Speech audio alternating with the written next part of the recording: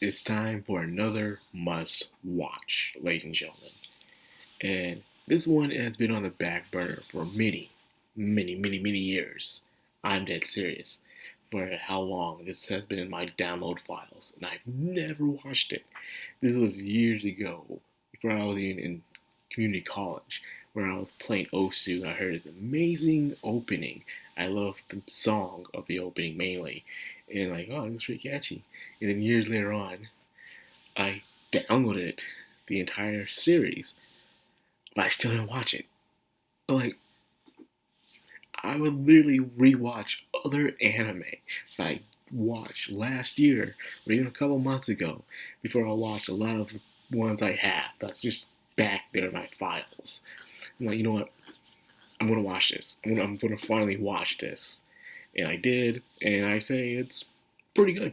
And it's not great, not fantastic. The story is very generic, but it's okay. And I'm talking about Elemental Gelade. Elemental Gelade came out years ago, man. Another new retro, I like to call it, anime that came out based off a manga back in the days. And it's okay. It has all the tropes, the girl with the motionless body, the hot-headed main protagonist, the crew, the mission, the goal, the journey, all that stuff. The romance, the drama, the secrets, you know, all that generic stuff. But it's the execution that matters, and it does it pretty well. It's a pretty straightforward anime for 26 episodes. But even then, it still does its mission well. Some things I wish it could do better, but I still enjoy it nonetheless. Elemental Grenade is about a boy named Ku. He was a sky pirate, and he discovers on their ship a treasure that they found was actually a person, a female person, who was actually what they call Elgalades. Elgalades are pretty much the beings who can react with humans and become weapons in a way.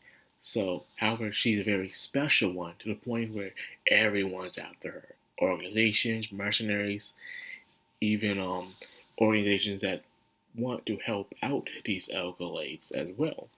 Want to help them out. And one of them is my personal favorite character, Siska. So the character's name of this Alkalade that Ku has become smitten by is Ren, your typical emotionless girl. You haven't noticed in a lot of anime where dude's on an adventure or has a goal of seeing something or doing something. He always falls for this emotionless girl who shows little to no emotion whatsoever. Ren's excuse is pretty justified. It's because she has been sleeping most of her life, so therefore she doesn't know much about the world or how things work. So she's slowly developing into life. So at least she has a reason to do so. And she even starts off not trusting humans because she heard that humans will always use her and her kind for their power, and that is it. Only seen as tools. So there's that. So Ku, Ren, and their other friends go find Elgardia, a place where all of the Elgalades live in a kingdom, somewhere hidden as a myth. But they want to go find this place because Ren has a deep desire to go there for some reason, which is good. Now, I do like how the world itself is pretty much your typical fantasy world, but this time it's just, people with special weapons and then there's the humans. This really felt like a Tales game in a way, a boy who seeks adventure, but he's already on adventuring because he's a sky pirate. He pretty much goes all over the place, and then he finds this girl and he wants to help her out, and then another team joins them and they go on an adventure, just like a Tales game. People want to say Final Fantasy, no, Tales game. So, anyways, um, the characters themselves are pretty good, there's one named Ronan. Ronan is perfectionist. You can call him a Gary Stu, but he's a Gary Stu for a reason because he wants to be a perfectionist. He feels like people have to rely on him, but he has to be dependable all the time. But he realizes that can be his flaw, his downfall, for not relying on others.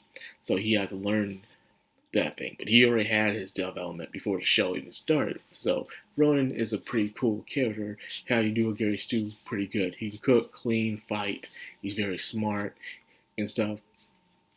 And then you have Ku. Ku.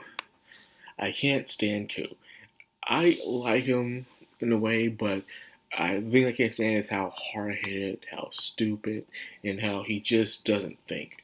I know you think Naruto and them are annoying, but no, this character doesn't think. He doesn't learn. He keeps doing the same thing over and over again. Keeps failing and not paying attention to what he has to do, and it gets on my nerves. He has a good heart and good spirit, but man, this dude, he just.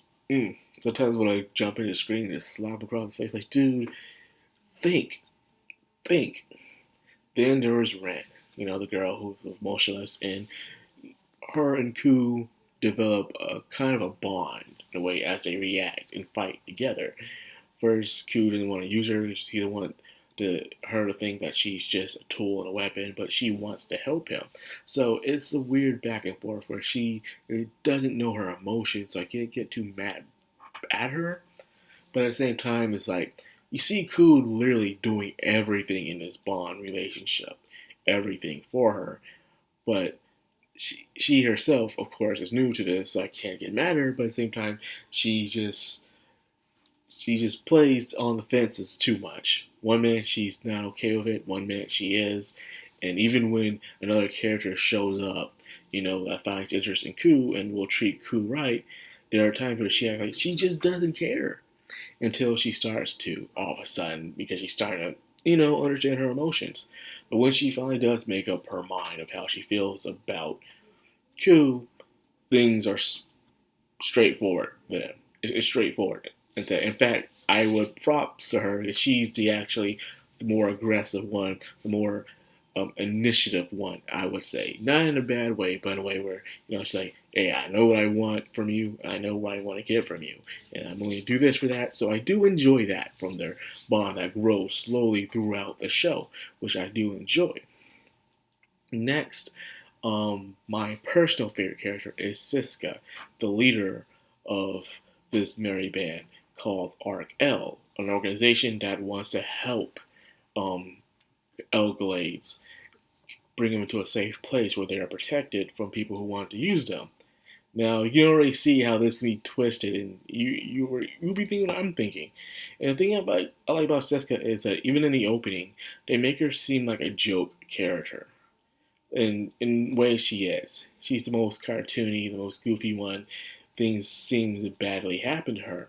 But I find her the most capable because she is one who doesn't use the Elgalape's power, even though she could, but never wants to use it because she doesn't want to use them as tools, but she can still hold her own. She is mainly use of arsenals, weapons, and even missile launchers and stuff. Missile launchers coming out her sleeve, man. She is cool. And the thing I like about this character is how, despite how childish she may act, she does act like the adult when she has to. Anyway, she is the one who actually thinks things up. It's the reason why she is the leader of this group. I like how she's willing, and I do mean willing, to do the adult thing when it needs to be done, when no one else is willing to do it. I mean, this girl in some episodes had to do things probably like, oh man, she can't do it. This is a shonen anime. Then she proved me wrong. She proved me wrong in that one episode in the second half of this series that she did. I was like, wow, Siska. And the episode was just, even towards just the end and everything, like, the girl goes through a transformation, even herself, even though she's an adult, where she's starting to see things a different kind of light. Especially in the organization she works in called Arc L, where it was said that she's just protecting them, but it turns out, is that really the case, or are you just keeping them for yourself so you could use them instead? So she's having to be conflicted with that throughout the show. Like, are we really the good guys? Are we doing things the right way and stuff? And it's a yes and no question. It all determines on those who pull the power of her organization. And then there's the other organization, the Chaos one, the one who also wants Ren. And they, of course, seem like the bad guys. And it's kind of hard. They use people, but mainly the people called stingrays. Stingrays are people who wish to have the power of Gelades, so they put force crystals into them to become like Gelades, but they're not. They're artificial, so they're stingrays, and what they call them. The stingrays' origins are pretty sad. They're people who are pretty much on their wits' end, are very desperate for a purpose. So when you do see one in the show, you do feel kind of sorry for them. And even the Elgalays themselves, showing how they age very slowly, so they live for a very long time. And one episode about the girl who was looking for her loved one and how she felt like she was betrayed by Argel. It was a great episode in a way, showing the other perspective of the Elgalays themselves. Some don't want to be around humans, and some do want to be around humans. It all depends on each individual.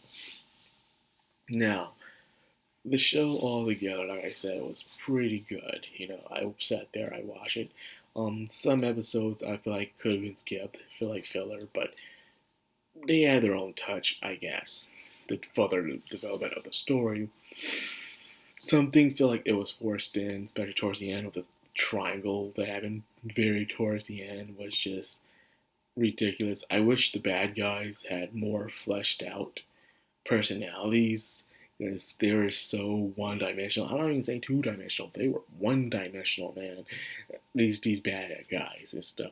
Even at the end, you can see what they're doing for, why they were doing it. It makes sense why they want to do it because they feel like humans are just using them and humans will lead the world to ruin and stuff because of overpopulation and greed and their ambitions, while the Elglades don't populate that much, and they also know how to keep the peace. But it's a very sided thing, I would say. I've enjoyed it for what it was. I'm glad. I can't believe it took me so long to watch this, man. I'm dead serious. This was back. I first saw the opening like what 2013. It's literally been 10 years. It took me 10 years to watch this anime, people. Let that sink in. Oh god, I gotta stop. So anyways, yeah, that's my must watch for this week. I hope you guys give it a shot. I hope you enjoy it. It is pretty damn good. So without further ado, I hope you guys enjoyed this video. If you did, like, comment, subscribe, of course, hit that bell icon. This has been Madcrown on Anime. Signing out.